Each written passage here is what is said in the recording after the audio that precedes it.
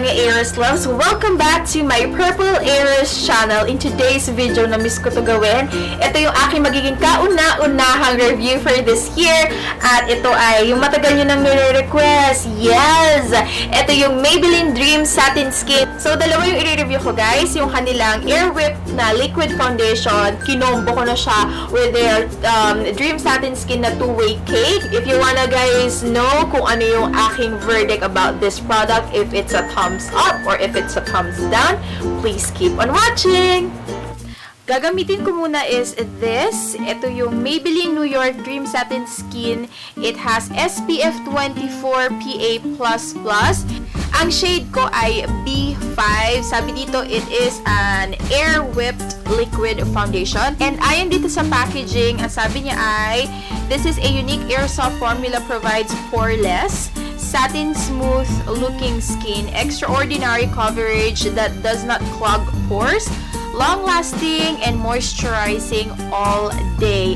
Ito ay babasagin yung packaging niya, so medyo nakakatakot siya. Dapat talaga doble ingat kasi pwede siyang mabasag.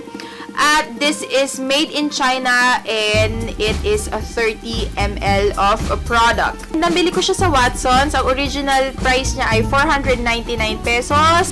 Pero naka-sale siya nung binili ko for 350 lamang. So, papakita ko sa inyo guys yung condition ng aking balat. Bali, nagkilay lang ako at wala tayong nilagay na any primer, pero nag-moisturizer ako dito lang sa gilid ng aking ilong, sa baba, tsaka sa gitna ng kilay kasi meron akong pamamalat na ganap. So, papakita ko sa inyo yung skin condition ko nang wala pang foundation. So, ito yung ating before.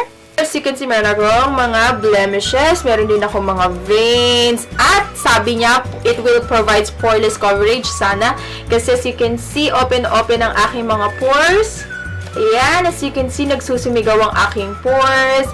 At meron din akong dark circles, may mga pimples, at kung ano-ano pa, redness. So, yon. It comes with a pump. At ito yung consistency or yung formula ng product. Ito yung formula niya. As you can see, hindi siya runny. Medyo thick siya. So, ayan. Ito lang munang side ng aking face yung lalagyan ko para mapagkumpara natin. At ang gagamitin ko lang muna ay ang aking fingers.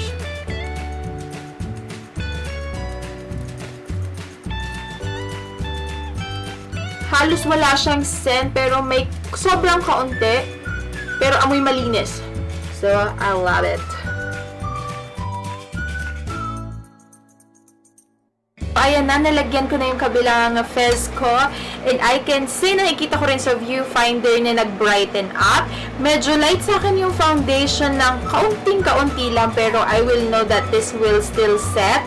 Pero, nakikita ko pa din yung mga blemishes ko. Bali, isang layer pa lang to. Nakikita ko pa rin yung mga blemishes, yung mga ugat. Pagdating naman sa pores, I can say na medyo talagang na-cover up niya yung pores. So, nakikita nyo compared dito sa kabila, mas naging less visible yung aking pores. Pero, ayun pa rin yung pimples. So, i-cover ko pa siya ng pangalawang layer. So, titignan natin kung buildable naman siya. So, ayos! I can say na mas maganda yung naging coverage sa pangalawang layer. Pero, nakikita ko pa din itong aking matigas na ulo na pimple. So, yan. There you go, guys. Lalagyan ko na yung kabilang side naman. Pero, this time, gagamit tayo ng brush.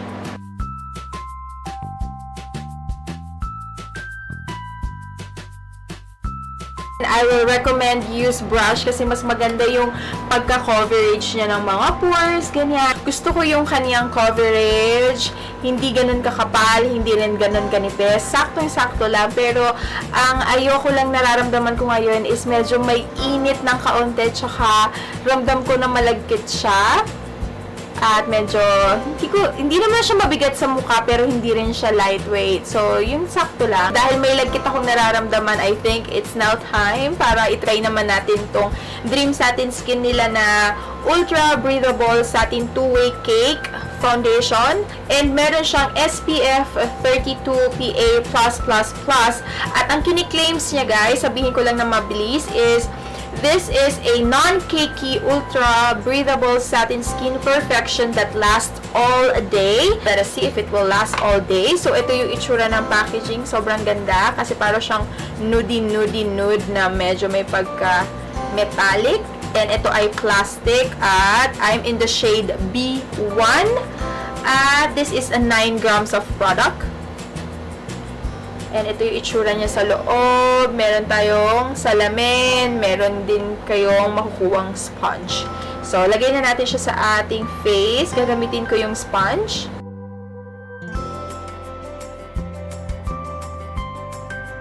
Ito yung wala pang powder.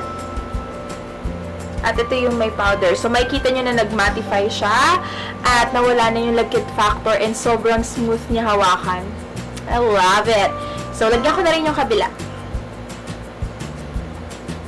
Alright, I'm going to do the rest of my makeup. Babalikan ko agad kayo and ibibigay ko sa inyo yung aking initial impression and verdict. So, wait lang. Alright, mga kapatid. Ayan, tapos na akong mag-ayos. Una muna sa Dream Satin Skin, I can say na nagustuhan ko yung kanyang coverage kahit hindi niya natakpan yung aking ugat. Very natural looking lang siya.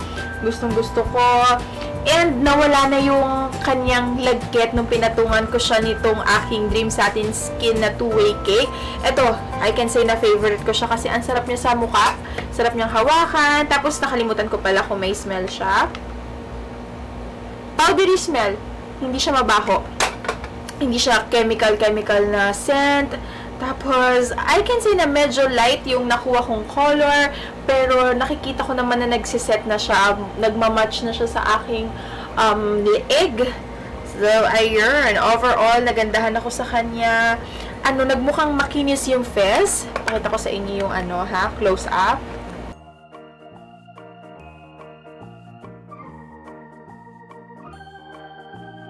So, ayan ang aking close-up. As you can see, totoo yung sinabi niya na poreless, satin, smooth-looking skin. Kasi, ang laki ng changes sa kanina na bukas yung pores ko. Nakikita ko naman na nagbigay siya talaga ng help para ma-hide yung aking pores.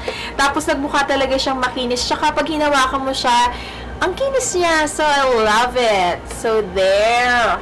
Yun. I love it. So, titignan natin kung gaano siya katagal mag-i-stay sa aking balat, kung mag-o-oxidize ba siya. So, bago ko kayo i-let go, guys, tignan muna natin siya kung maganda ba siya sa pictures, kahit may flash, kung meron ba siyang white cast and everything. So, yes.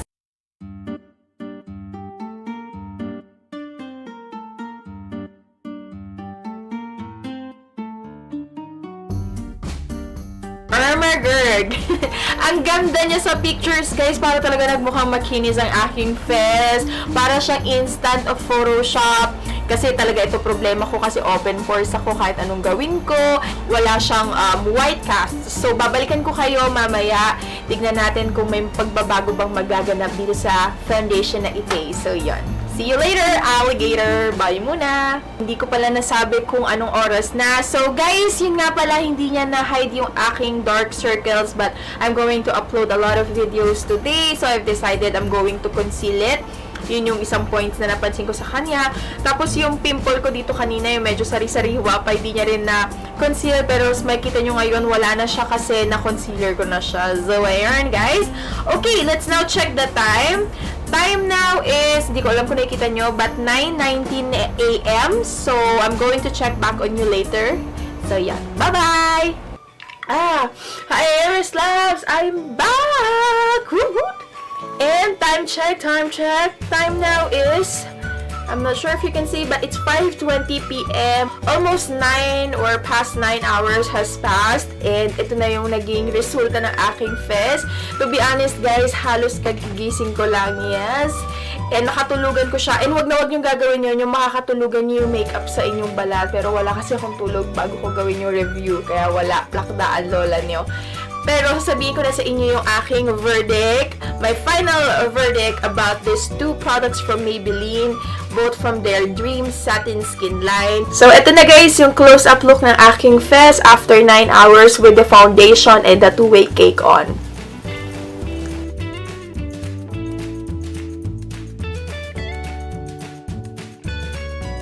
Medyo nag-shiny na yun dito.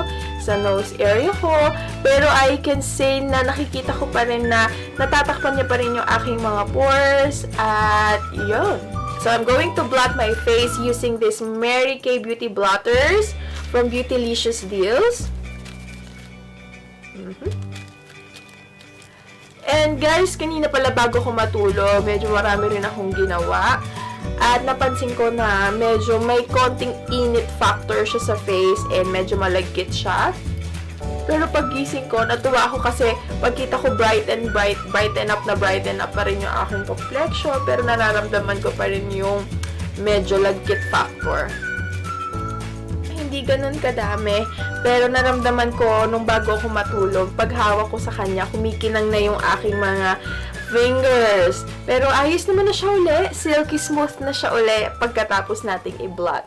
If I'm going to rate this product 10 being the highest, siguro bibigyan ko siya ng 8 out of 10 kasi sobrang nagustuhan ko. First, yung color niya. Second, yung coverage niya, kahit hindi niya na natatakpan yung aking mga veins, I can say na na-brighten up niya yung face ko. Ang pinaka nagustuhan ko sa kanya is yung sa may pores area ko, talagang na-hide niya. Tapos nagustuhan ko din yung color niya kasi hindi siya nag-oxidize sa akin. Tapos, semi-lightweight siya. Nararamdaman ko na meron ako makeup pero hindi ganun kabigat. Ang pinaka gustong-gusto ko is yung kanilang, ito yung two-way cake. Sobrang silky smooth niya sa skin, kaya I like it so much. Gustuhan ko din na depump siya kasi nakokontrol ko kung ganong kadaming foundation lang yung kakailanganin ko. Pero ang hindi ko nagustuhan dito sa kanilang packaging is glass siya. So medyo nakakatakot, lalo na ako, clumsy ako. Pag nasagi ko to, nalaglag siya sa sahig. Bye-bye. Dream Satin Skin na foundation. Tapos, when it comes naman for the price, $499. So, piso na lang, 500 na. For me, na on a budget, alam nyo na medyo may kamahalan na yun sa akin. Pero ito yung na-realize ko, guys. Madami na siya. Kasi, nung naglagay ako sa face ko, siguro 3 o 4 na pump lang ako. Nalagyan ko na pati yung dito, sa gilid ko. So, I can say na a little goes a long way and medyo marami-rami na to, kaya hindi nyo din to agad mauubos in 1 month. For the price naman itong Maybelline Dream Satin Skin na two-way cake for 400 pesos, mahal din siya sa akin and I know na mauubos din to. Hindi ko nga lang alam guys kung magkano yung refill. So, yun, medyo mahal. Pero, sobrang gustong-gusto ko to. Kasi kanina, ramdam ko na ang lagkit-lagkit ng face ko. Pero, nung nilagay ko na siya sa mukha ko, talagang, wow, parang ang kinis-kinis hawakan ng aking face. And I can say na good siya for everyday. Kasi, hindi siya makapal tignan sa balat. Sabi ko nga sa Facebook, para ka lang photoshop. Overall, guys, definitely thumbs up. I-recommend ko siya lalo na sa mga Filipina skin kasi ang ganda, yellow undertone yung kanilang mga foundation kaya swak na swak sa ating undertones. So, ayun guys. Sobrang nagustuhan ko tong product na to. If you're going to ask me kung if I will repurchase another one, kung mauubos siya, definitely yes. Ang ganda niya. So, yun. And kung nakasale pa siya, guys, I suggest na go Gorabels. Madami pang iba't ibang shade na available. Kaya, yun. So, that is the end of my review. Also, nag-vlog din ako about these babies. So, if you want to see more pictures and more details about the product, you can visit my blog. It's purpleiris.blogspot.com. So, yun. See you on my next video, Iris Loves. Bye!